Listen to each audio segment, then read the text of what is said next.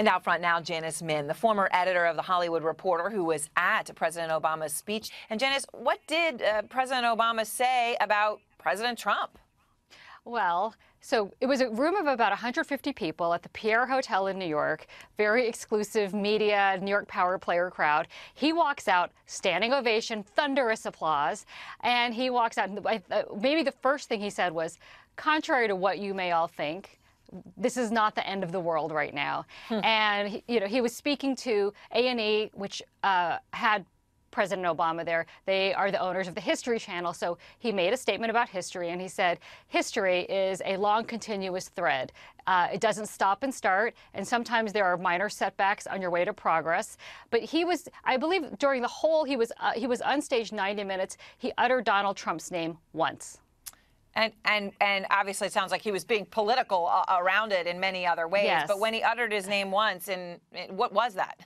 This was when Doris Kearns Goodwin interviewed him for part of the event, and she asked him about his what was his biggest regret, and he was very candid, and he said, I made a mistake a day. Michelle might say I made more, but I made at least one mistake a day, and that sort of segued into Syria. And he said, it might feel good to go take a military action in Syria, but what is the long-term plan? And I believe he may have invoked Trump's name at that time. It wasn't in a derisive sense, but there were a lot of allusions to Donald Trump. Another question that was asked of him was, Doris Kearns Goodwin said, there are 5 surviving presidents. Why don't you guys create the President's Club and go visit the sitting president and give advice every month? And he talked about his friendship with George W. Bush, George H.W. Bush, and said that was a very pleasant surprise of his office. But he was very clear, I don't think that's going to work with this administration. So, when you're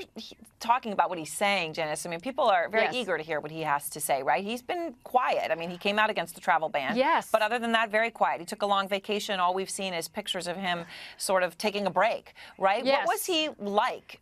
Was he tanned and healthy? Was he, what did he? I mean, relaxed. He was so relaxed, and he just looked happy. He looked unbelievably happy, and he made jokes about what he misses in the White House, and he joked, of course Air Force One was great, Marine One, and he talked, he made a joke, boy, traffic sure is bad. I wasn't aware how bad traffic has gotten. And that he talked also, he seemed very consumed by the polarization of media. He talked about fake news, and he said, he invoked Fox News and the New York Times in particular, and he said, if I were, you have Fox News, you have the New York Times, if you're consumers of that media, you are just basically fulfilling, those outlets are fulfilling the bias of the audience they have. And he also came out in defense of Ann Coulter. This was stunning in the room. So, remember who you're talking to, probably largely liberals in Manhattan. And Doris Kearns Goodwin asked him about his views on the First Amendment. And he said, listen, I think the things that are going on right now on college campuses can be crazy. They're a little extreme. He said, Ann Coulter at Berkeley, she should be allowed to speak. That's ridiculous. Of course she should be allowed to speak. And so for 1 second in time, Ann Coulter and Barack Obama were allied on the same topic, and it was kind of an amazing moment. All right. Well, Janice, thank you so very much. I appreciate it. My pleasure. Thank you.